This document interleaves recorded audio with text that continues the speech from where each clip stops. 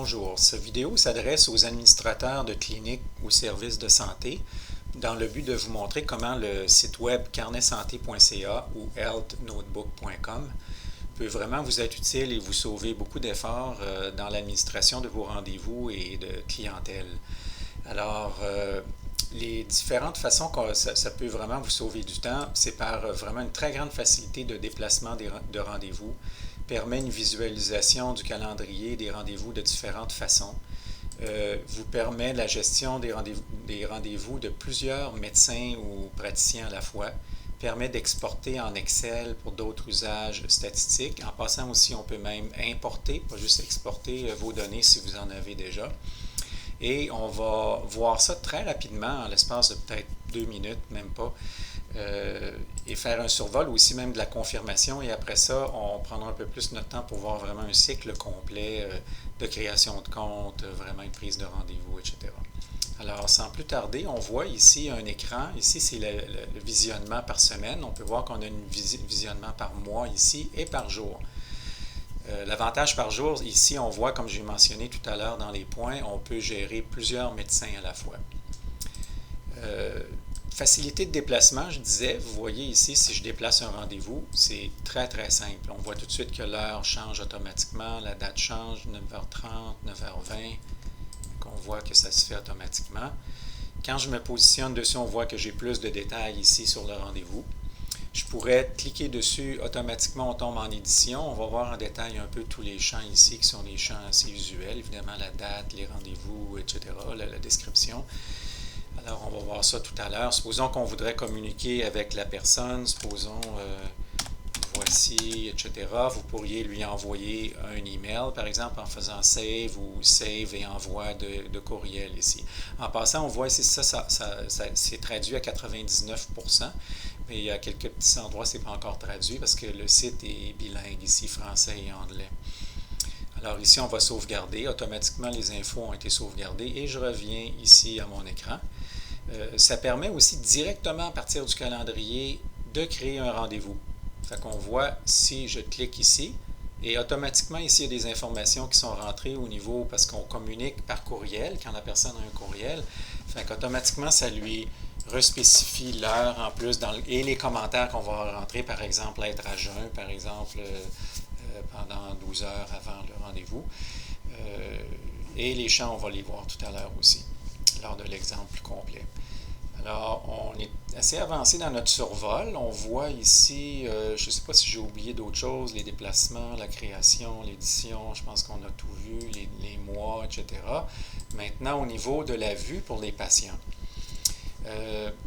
Ici, les patients, on voit ici, on a toute notre liste. Évidemment, là, vu que c'est une clinique fictive, bon, j'ai seulement 3 clients pour les besoins de la cause. On pourrait faire la recherche, par exemple, par mot ou par numéro de téléphone, supposons, ou ici par nom, John, par exemple. Fait que là, ça listerait uniquement John. Si je fais une recherche avec aucun critère, j'ai tous mes clients. On voit ici qu'il y a un client qui n'a pas de courriel. On demande à ce moment-là, lorsqu'on crée le compte, d'inscrire ici son numéro de téléphone suivi de ses initiales afin d'avoir un identifiant et c'est ce qui prend place finalement à la place du courriel. On voit ici dans la vue qu'on peut voir le détail des informations de l'individu, l'éditer, et quand on est dans la fiche de détail, on peut passer à l'édition, de l'édition à la liste et vice-versa. Fait qu'on voit que la navigation se fait très bien. En passant, il y a une petite chose que j'ai oubliée ici au niveau des rendez-vous. On voit que oui, on peut gérer au niveau du calendrier, mais souvent les administrateurs préfèrent aussi fonctionner par liste. Parce qu'on peut vraiment raffiner à ce moment-là, par exemple, fonctionner par liste, mais par exemple uniquement pour tel client, par exemple. Alors on voit ici, c'est tous les rendez-vous passés de John Client 1. Et on voit ici qu'il y en a un qui est à venir ici. Ou on peut aussi fonctionner pour la liste des rendez-vous, par exemple, pour un tel médecin précisément. Et aussi tous les statuts. On voit par exemple que le seul rendez-vous qui est cédulé ici, c'est Thomas Benetti, mais confirmé, on a le rendez-vous ici. Ce qu'on voit par exemple dans tous les rendez-vous, dans les prochains rendez-vous, il y en a 2 ici, mais il y en a un seul qui est confirmé et on voyait ici dans le calendrier que effectivement, dans les deux rendez-vous, ici en couleur jaune, il n'est pas confirmé et ici il est confirmé. Alors si on retourne dans la liste des rendez-vous ici, on voit par exemple, si je décide de Thomas Benetti, ici je vais faire une action par exemple de confirmation de rendez-vous. Alors voilà le rendez-vous, ça c'est plus pour quand une personne par exemple, je lui parle au téléphone, automatiquement l'information, le dossier finalement du rendez-vous automatiquement est confirmé. Maintenant, si on revient au dossier des patients, alors ici, on va faire le cycle complet, c'est ce qui va terminer la démonstration. On voit ici, on pourrait rajouter un client qui existe déjà. Comme je vous ai mentionné peut-être auparavant, je peux vous montrer que les usagers standards ont accès à la recherche de services parmi les milliers de services de santé qui sont disponibles du ministère des Affaires sociales, les services sociaux. Fait qu'on pourrait rechercher ici, par exemple, dans Montréal, ici, tous ceux qui ont le nom Verdun, supposons dans le nom du nom. Alors là, je ne ferai pas de démo vraiment complète. Il y a une autre vidéo là-dessus. On verrait ici que, par exemple, on peut rajouter automatiquement CHSLD ici, ajouter à ma liste particulière. Fait que quand on revient ici on voit automatiquement ce qui a été ajouté. Alors, les usagers standards ont accès à ça. Fait donc, un usager aurait pu déjà exister dans le système. En passant, je peux peut-être vous montrer ici qu'un autre avantage qu'ils ont. On peut voir plus de détails, le nombre d'omnipraticiens, etc. Alors, on revient ici à l'administration plutôt de nos patients. Ici, on va ajouter un client. Alors, supposons que c'est déjà quelqu'un qui existe déjà dans le système. Alors, on voit ici que dès que je me positionne sur un autre champ d'information, on voit qu'il m'a donné un message d'erreur. C'est tout simplement pour qu'il détecte qu'il existe déjà dans le système, pour ne pas dupliquer les individus. Alors, si on est certain du courriel, bien certain, alors on peut, comme le message dit, synchroniser le compte existant et l'ajouter à notre liste de clients de notre clinique fictive. Pour cela, vous devez ajouter le caractère dièse ici. Alors, on ressaisit le nom ici et on ajoute dièse ici. Automatiquement, le message, on voit, est disparu. Alors, on continue à saisir les informations s'il y a lieu ici. Alors, voilà le titre, s'il y a un titre docteur, etc. Alors, on crée le compte. Alors, automatiquement, l'individu, le client, est automatiquement ajouté à notre liste. Si ça avait été un nouveau client, automatiquement, un compte lui aurait été créé et un password assigné et un courriel envoyé. Ici, on pourrait ici regarder le détail, rééditer des informations. On va lui ajouter un rendez-vous, ce qui est la prochaine étape. On voit automatiquement que uniquement si on avait passé par l'autre lien, on aurait eu ici la liste de tous nos clients. Mais vu que j'étais déjà dans la fiche client, dans le dossier client, automatiquement, j'ai uniquement le choix de ce client-ci, ce qui fait beaucoup de sens. Ici, c'est le sujet finalement du rendez-vous. C'est ce qui apparaîtrait dans le sujet du courriel. Bilan de santé. Ici, toute information que vous voudriez, voici le bilan de santé, etc. Pas voici, mais plutôt ce rendez-vous. Peu importe, vous comprenez ici la situation, c'est que c'est tout ce qui va apparaître dans le corps du courriel finalement. Ici, on pourrait faire en sorte que si c'est un individu veut prendre un rendez-vous pour un de ses enfants, supposons on a dans sa liste ici qu'il y a un enfant qui s'appelle Philippe, on pourrait tout de suite automatiquement rajouter, supposons, un autre enfant. C'est aussi simple que ça, save, et automatiquement, ça s'ajoute à la liste. Dans ce cas-ci, on va dire que le rendez-vous est pour lui, et ce n'est pas pour un de ses enfants, dont lequel il est dépendant. Évidemment, si son enfant était âgé, avait déjà un courriel, il pourrait aussi gérer son propre courriel, bien entendu. Le médecin, ici, on va rajouter sous Tom Hippocrate. La même chose, on pourrait ajouter en passant un médecin ici. automatiquement, ça s'ajouterait à la liste, comme c'était le cas pour les enfants ici. La date de début, on va le céduler pour le 29 octobre, alors à 13h20, et le 29 octobre jusqu'à 13h40. En passant, je ne sais pas si je l'ai mentionné, mais on voyait que les rendez-vous tout à l'heure étaient à chaque 10 minutes. Mais ça, c'est configurable pour votre service de santé. Si c'est aux 15 minutes, automatiquement, les cellules vont être aux 15 minutes ou aux demi-heures, etc. Ici, ça, c'est pour un reminder. Quand la personne va recevoir le courriel et dans son système à lui personnel, est-ce qu'on veut que la personne, on ait une alarme qui lui apparaisse un message 12 heures avant? C'est différent de la confirmation, on va voir. Le statut du rendez-vous ici, en général, par défaut, c'est évidemment le statut cédulé. Ça pourrait être confirmé si, par exemple, vous prenez le rendez-vous à très court terme et la personne est déjà au courant. Mais en général, le rendez-vous, c'est schedule comme statut. La récurrence, par défaut, bon, la majorité des rendez-vous, on n'a pas de récurrence, mais on a la possibilité de le rentrer. Supposons le médecin pourrait vouloir voir la personne à chaque mois, par exemple, pendant 3 mois. Alors voici, ça pourrait être à chaque année aussi, on choisirait année. Ici, les dernières informations, ça inclut, c'est des cartes d'affaires qu'on peut inclure. Automatiquement, ça s'ajouterait dans le système de contact de l'individu sur son téléphone ou sur son PC, peu importe qu'il utilise Hotmail, Gmail ou Apple. Ce sont des cartes des standards internationaux. La même chose pour la carte de rendez-vous, c'est standard.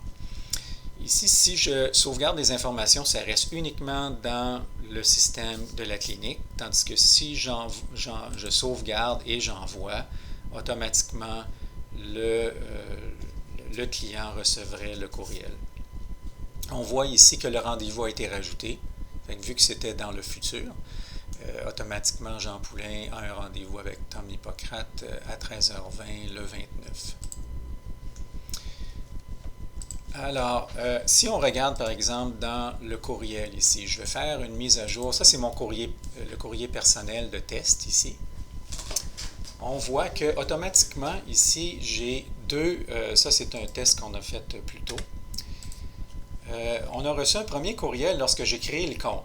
Alors, si le compte n'avait pas existé déjà, là, on lui aurait créé un compte et il y aurait un password qui aurait été inclus, étant donné que c'est un nouveau compte, ça indique tout simplement qu'il a bien été ajouté comme liste de notre clinique fictive, s'il voulait corriger son profil, etc.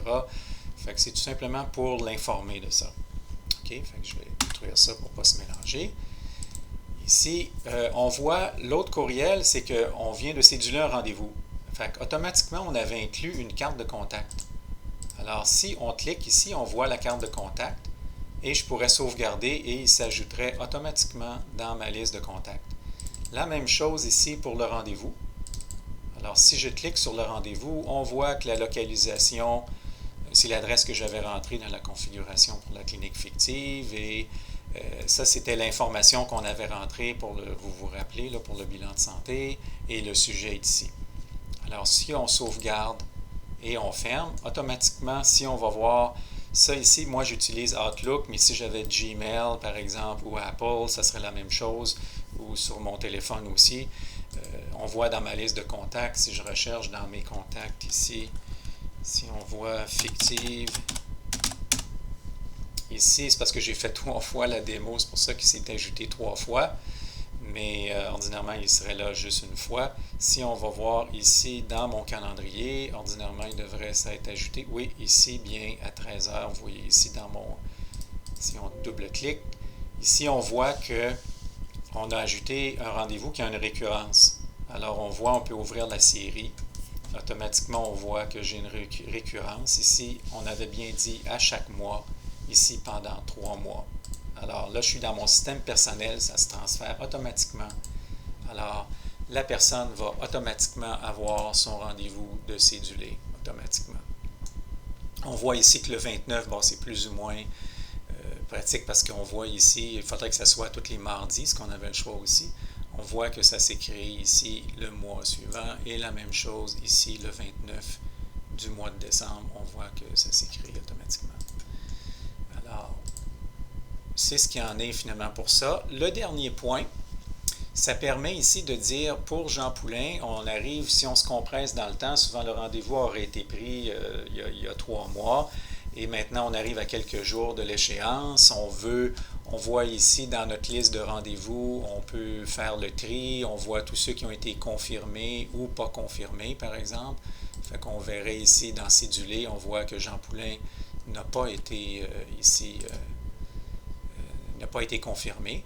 À ce moment-là, on peut automatiquement envoyer le courriel de confirmation comme ça. Et on va voir que si je vais ici dans mon courriel, mon système, je devrais recevoir. Je vais forcer la réception, sinon c'est à chaque 15 minutes, je crois. Alors voici. Voilà le courriel ici. Ceci est un rappel pour votre rendez-vous avec le médecin à telle date, telle heure. Important, veuillez confirmer le rendez-vous en cliquant sur le lien « Je confirme ». Alors, ça lui permet automatiquement d'aller confirmer le rendez-vous. Alors, on voit ici, le rendez-vous a été confirmé. Quand je retourne, moi, je vais administrer mes rendez-vous ici. Si j'allais voir dans ma liste de confirmation, Jean Poulain maintenant est confirmé. Alors voilà, ça fait à peu près le tour. Alors, si vous voulez nous contacter, vous pouvez nous contacter ici par l'adresse info@carnetsanté.ca, et le numéro de téléphone est ici. Et si vous n'êtes pas dans notre liste dans notre système, qu'on a juste dans la région de Montréal, on a au moins à peu près 1200 services de santé, et c'est constamment évolutif parce que vous pouvez ajouter, par exemple, des services de santé ici, et automatiquement, on va être averti et on va faire le suivi avec vous à ce moment-là. Alors, éventuellement, la base de données va être très complète parce que, contrairement au ministère ou des services de santé duquel on a pris la base de données, nous, on va avoir des cliniques éventuellement comme les cliniques de chiro, peu importe peu importe le type de clinique qu'eux, finalement, ne gardent pas dans leur base de données. Nous, on peut le faire, par exemple. Vous voyez ici, par exemple, dans les catégories, on pourrait mettre, par exemple, même les massothérapeutes, etc. Alors, vous pouvez vous ajouter et automatiquement, vous allez faire partie, finalement, de ce système et je vais pouvoir gérer vos rendez-vous. Alors, je vous remercie beaucoup de votre attention. Merci et on espère que vous allez nous contacter. Merci. Au revoir.